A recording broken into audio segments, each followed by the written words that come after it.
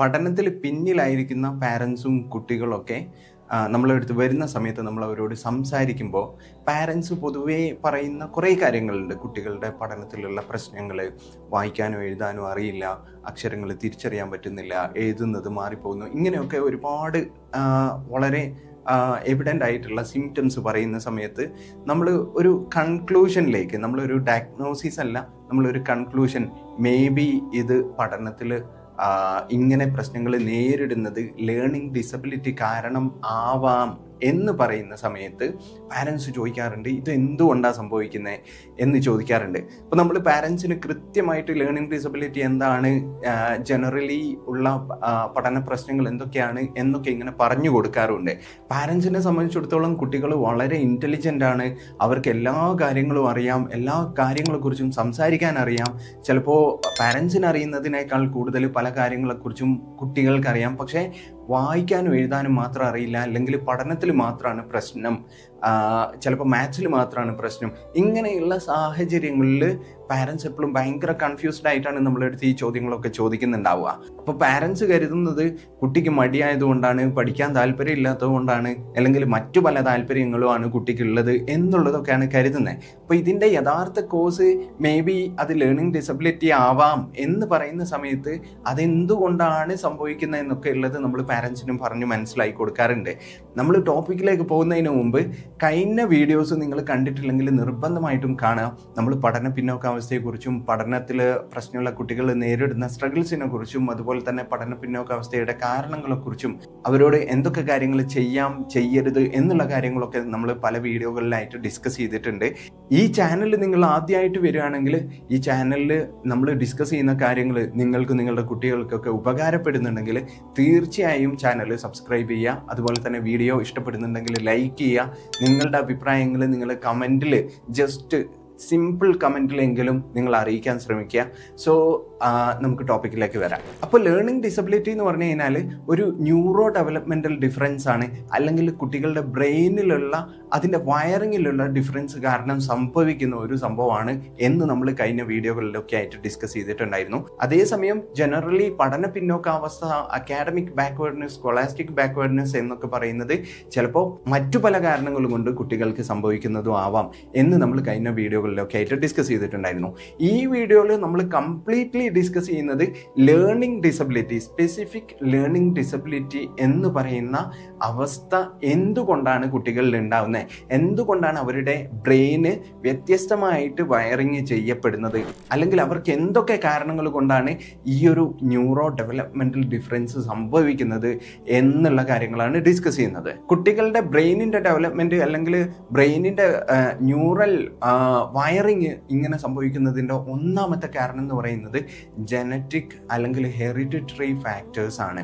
നമ്മുടെ ഫാമിലിയിൽ കുട്ടിയുടെ അച്ഛനോ അമ്മയ്ക്കോ അല്ലെങ്കിൽ ഇമ്മീഡിയറ്റ് ഫാമിലിയിൽ ആർക്കെങ്കിലും ഇതുപോലെയുള്ള പഠനത്തിലുള്ള പ്രശ്നങ്ങളൊക്കെ ഉണ്ടെങ്കിൽ കുട്ടിക്കും പഠനത്തിൽ പ്രശ്നങ്ങൾ ഉണ്ടാവാനുള്ള സാധ്യതയുണ്ട്. അതായത് കുട്ടിക്കും ലേണിംഗ് ഡിസബിലിറ്റി ഉണ്ടാവാനുള്ള സാധ്യതയുണ്ട്. നേരത്തെ നമ്മൾ ഡിസ്കസ് ചെയ്തതുപോലെ ഡിസ്ലെക്സിയ അല്ലെങ്കിൽ ഡിസ്ഗ്രാഫിയ, ഡിസ്കാൽക്കുലിയ ഇങ്ങനെയുള്ള ഏതെങ്കിലും തരത്തിലുള്ള ഒരു ലേണിംഗ് ഡിസബിലിറ്റി കുട്ടിയിൽ ഉണ്ടാവാനുള്ള സാധ്യതയുണ്ട്. ചില പഠനങ്ങളൊക്കെ ചില ജീനുകൾ നമ്മുടെ റീഡിങ്ങിനും റൈറ്റിങ്ങിനും അതുപോലെ നമുക്ക് ലാംഗ്വേജ് ഐഡൻറ്റിഫൈ ചെയ്യാനൊക്കെ ഹെൽപ്പ് ചെയ്യുന്ന ഭാഗങ്ങളിൽ ഇൻഫ്ലുവൻസ് ചെയ്യുന്നതായിട്ട് പറയപ്പെടുന്നുണ്ട്. അതായത് കുട്ടി പഠനത്തിൽ പിന്നിലാവുന്നത് ഒരുപക്ഷെ നമുക്ക് പാരമ്പര്യമായിട്ട് സംഭവിക്കുന്ന കാര്യമാവാം എന്നുള്ളതാണ് പറഞ്ഞു വരുന്നത്. അപ്പോൾ നമ്മൾ കുട്ടിയെ അതിന് കുറേ കുറ്റം പറഞ്ഞതുകൊണ്ടോ വഴക്ക് പറഞ്ഞതുകൊണ്ടോ അല്ലെങ്കിൽ കുട്ടിക്ക് മടിയാണെന്ന് പറഞ്ഞതുകൊണ്ടൊന്നും കാര്യമില്ല. കുട്ടിക്കത് പാരമ്പര്യമായിട്ട് സംഭവിക്കുന്നതാണെന്ന് കൂടെ നമുക്ക് കരുതാം.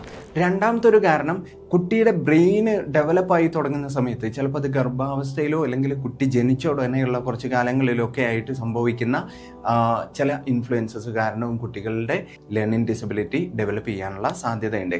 അതായത് കുട്ടി പ്രീ മെച്ചറായിട്ട് ജനിക്കുക, മാസം തികയുന്നതിന് മുമ്പ് ജനിക്കുക, അല്ലെങ്കിൽ കുട്ടിക്ക് ജനിക്കുന്ന സമയത്ത് വെയിറ്റ് കുറവായിരിക്കുക, അണ്ടർ വെയിറ്റ് ആവുക, അതുപോലെ ഡെലിവറി സമയത്തുള്ള കോംപ്ലിക്കേഷൻസ്, കുട്ടിക്ക് ഓക്സിജൻ കുറഞ്ഞു പോവുക, അല്ലെങ്കിൽ വേറെ എന്തെങ്കിലും പ്രശ്നങ്ങൾ സംഭവിക്കുക, ഇങ്ങനെയൊക്കെയുള്ള കണ്ടീഷൻസും കുട്ടിക്ക് ലേണിംഗ് ഡിസബിലിറ്റി ഉണ്ടാവുന്നതിന് കാരണമാവാം എന്നാണ് പറയപ്പെടുന്നത്.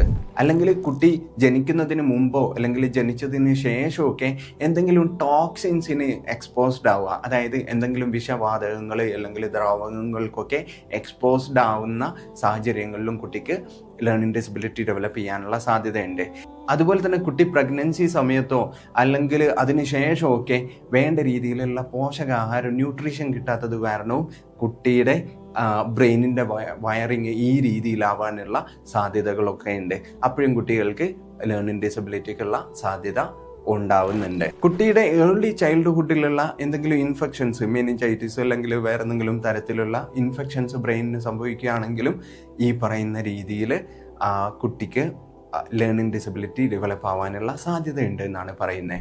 ഈ പറഞ്ഞ കാരണങ്ങളൊക്കെ ചിലപ്പോൾ ഡയറക്റ്റ്ലി കുട്ടികൾക്ക് ലേണിംഗ് ഡിസബിലിറ്റിക്ക് കാരണമായിക്കൊള്ളണം എന്നില്ല. പക്ഷേ ഓൾറെഡി കുട്ടിക്ക് അങ്ങനെ ഒരു സാധ്യത ഉണ്ടെങ്കിൽ, കുട്ടിക്ക് അങ്ങനെ ഒരു പ്രീ ഡിസ്പോസിഷൻസ് ഉണ്ടെങ്കിൽ ഇത് കുട്ടിക്ക് കുറച്ചുകൂടെ സാധ്യത കൂട്ടുമെന്ന് വേണമെങ്കിൽ കൂടെ നമുക്ക് പറയാൻ പറ്റും. പിന്നെ ലേണിംഗ് ഡിസബിലിറ്റിയുടെ കാരണം എന്ന് പറയുന്നത് എൻവയൺമെൻ്റൽ ആയിട്ടുള്ള മറ്റു പല കാരണങ്ങളുമാണ്. അതായത് ഓൾറെഡി ഈ രീതിയിൽ വയറിങ് ചെയ്യപ്പെട്ട് കിടക്കുന്ന കുട്ടികൾക്ക് അല്ലെങ്കിൽ അതിന് സാധ്യതയുള്ള കുട്ടികളെ സംബന്ധിച്ചിടത്തോളം അവർക്ക് വേണ്ട രീതിയിലുള്ള എഡ്യൂക്കേഷൻ കിട്ടാതെ പോകുന്നത്, അല്ലെങ്കിൽ അവർക്ക് വേണ്ട രീതിയിലുള്ള എഡ്യൂക്കേഷണൽ സപ്പോർട്ട് കിട്ടാതെ പോകുന്നത് അത് കുറെ കൂടെ സിറ്റുവേഷൻ മോശമാക്കുന്നതിന് കാരണമാവുന്നുണ്ട്. അതാണ് നമ്മൾ കാണുന്ന മോസ്റ്റ് ഓഫ് ദി കേസസിലും സംഭവിക്കുന്നുണ്ടാവുക. കുട്ടികൾക്ക് ഏതെങ്കിലും രീതിയിൽ കുട്ടികളുടെ ബ്രെയിന് ഏറ്റവും പ്രോപ്പറായിട്ട് ഡെവലപ്പ് ആവേണ്ട സമയത്ത് അവർക്ക് വേണ്ട സപ്പോർട്ട് ഓരോ ഏജിലും കിട്ടേണ്ട കാര്യങ്ങൾ കൃത്യമായിട്ട് കിട്ടാതെ പോകുന്നതും, അതുപോലെ തന്നെ വേണ്ട രീതിയിലുള്ള പ്രോപ്പറായിട്ടുള്ള സപ്പോർട്ട് ഇപ്പം നമ്മുടെ ഒരു ക്ലാസ് റൂം സിസ്റ്റത്തിലൊക്കെ ഒരുപാട് കുട്ടികളെ ഇരുത്തി പഠിപ്പിക്കുന്ന സമയത്ത് ഉണ്ടാവുന്ന പ്രശ്നങ്ങൾ നമുക്കറിയാലോ. ഇങ്ങനെയൊക്കെയുള്ള സിറ്റുവേഷനുകളിൽ ഇവർക്ക് മറ്റു കുട്ടികളെ പോലെ ക്യാച്ചപ്പ് ചെയ്ത് പോകാനുള്ള പ്രയാസം കാരണം അവർ പിന്നിലായി പോയി അത് അഡ്രസ്സ് ചെയ്യാതെ പോകുമ്പോൾ കൂടുതൽ അവരുടെ കണ്ടീഷൻസ് വേഴ്സൺ ആവുന്ന സിറ്റുവേഷൻ ഉണ്ടാവുകയാണ് ചെയ്യുന്നുണ്ടാവുക. അപ്പോൾ ഏർലി ചൈൽഡ്ഹുഡിൽ അവർക്ക് വേണ്ട രീതിയിലുള്ള എഡ്യൂക്കേഷണൽ സപ്പോർട്ട് കിട്ടാതെ പോകുന്നതും അവരുടെ സിറ്റുവേഷൻസ് മോശമാക്കുന്നുണ്ട് എന്ന് നമ്മൾ തിരിച്ചറിയാം.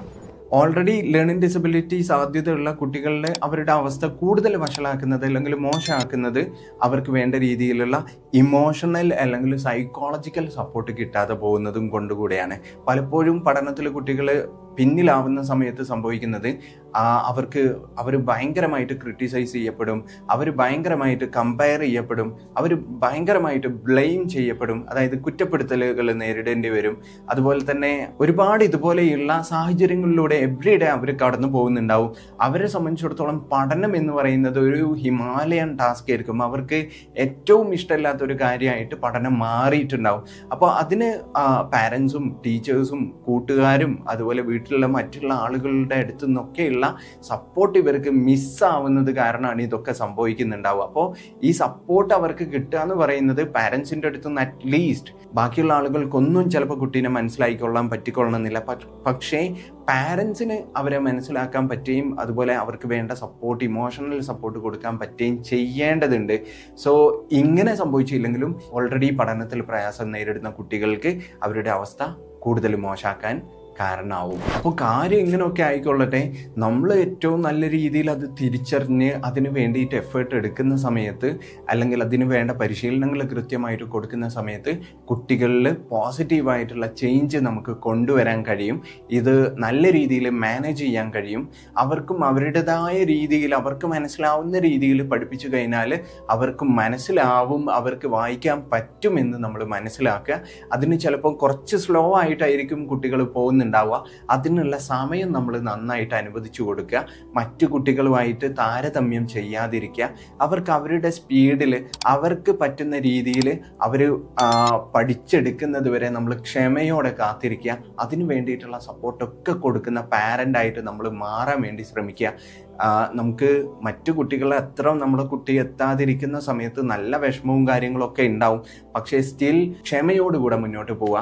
കുട്ടികൾക്ക് നല്ല സപ്പോർട്ട് കൊടുക്കുന്ന, കൂടെ നിൽക്കുന്ന പാരൻ്റായിട്ട്, കുട്ടിയെ മനസ്സിലാക്കുന്ന പാരൻ്റായിട്ട് നമ്മൾ മാറുന്നുണ്ട് എന്ന് നമ്മൾ ഉറപ്പ് വരുത്തുക.